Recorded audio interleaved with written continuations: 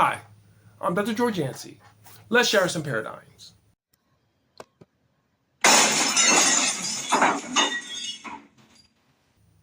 And the paradigm I want to share today concerns nuance in a polarized world. I want to talk a little bit about nuance because we live in a very polarized society. You probably recognize that. People feel like you're on the strong left or the strong right. People feel very hostile towards the people on the other side and very protective of those on their side. And everything's just very polarized. It's, a lot of disagreement. You don't have to spend much time on social media to see this sort of polarization, this sort of hostility. Well, let's look at this because I think nuance is very important and unfortunately it's downplayed.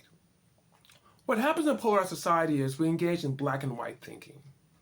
We think that one thing's always right or always wrong, always up or always down.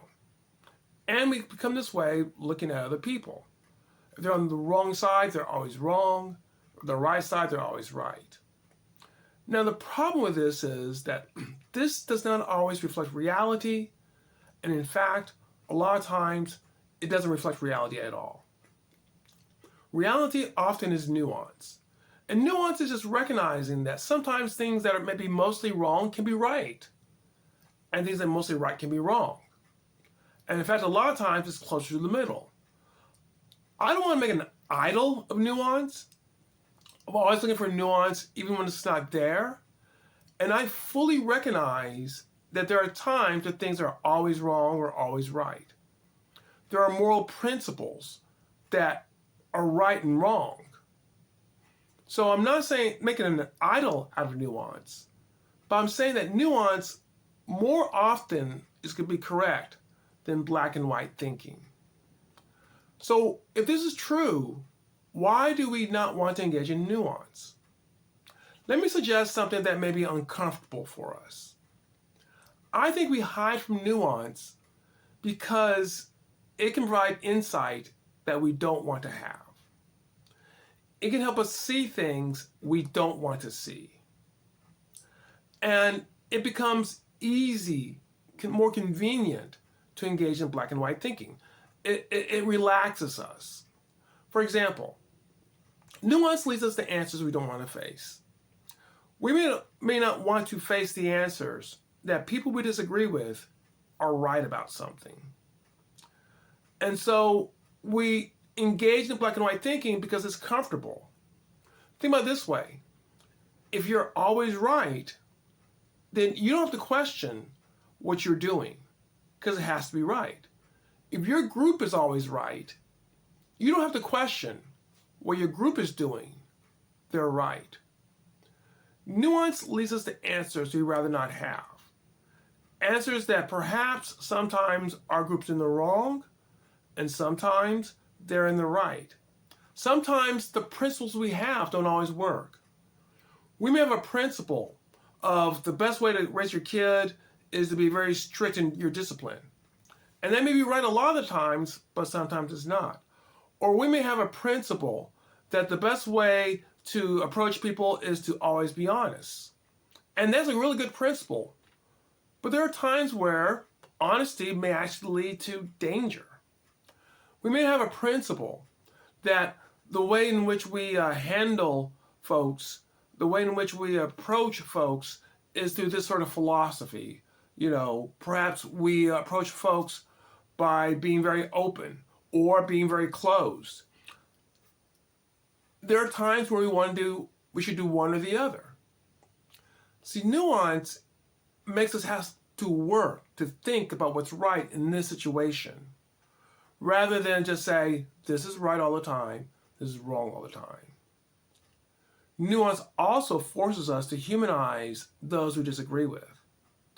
If that person, your Samaritan, if you will, is right, they're also human. When we think that people are always wrong, and I just want to make sure that I'm challenging whoever. You may think that the MAGA person is always wrong. You may think that the woke person is always wrong. Whoever you think is always wrong, you start to dehumanize that person. You start to think of them as a thing, not a human, not an image bearer. Nuance, understanding that they could be correct, helps us to see that they're also fully human. Nuance can make us more introspective. It becomes easy for us to think, oh, I don't have to think about whether or not I'm right or wrong because, of course, I'm right. But if you engage in nuance, you realize that sometimes you're wrong. So is this one of those times? Sometimes we apply our principles to other people we don't like in a strict way, and we're more lenient in another way. I'll give you a really great example of this, both from the left and the right. I'm old enough to remember Clarence Thomas and all the grief the left gave him for a comment about public hair. And that same left then was very forgiving of Bill Clinton a few years later. And along those same lines, I remember how the right came down hard on the morality of Bill Clinton. And it was very lenient a few years ago with Donald Trump. Where's the lack? Where's the introspection? There's a lack of introspection here. Nuance forces us to engage in that sort of introspection. Nuance is an uncomfortable way of thinking about it, but it leads us to the right answers more times than black and white thinking. Now, once again, there is a time for black and white thinking. There are things, I will say, seems to be always right. I can't think of a time where something like rape could be right. So there are times of black and white thinking, right? But I fear that the times where black and white thinking is correct is a lot smaller than we give it credit for. We use those few times where black and white thinking is appropriate to color everything else and make everything else black and white, including things that are not. Most of the time, killing is wrong. That's my belief. Most times killing is wrong. Are there times where killing is correct? You're trying to save someone's life? Yeah. That's nuance. Something that is horrible, something that I never want to do, there may be a time, which God willing, there'll never be a time in my life where I have to. There may be a time where I have to engage in that. And if you think about it, most things that we think of black and white have some nuance. I gave you one where I think there is no nuance. But most of the time, there's nuance.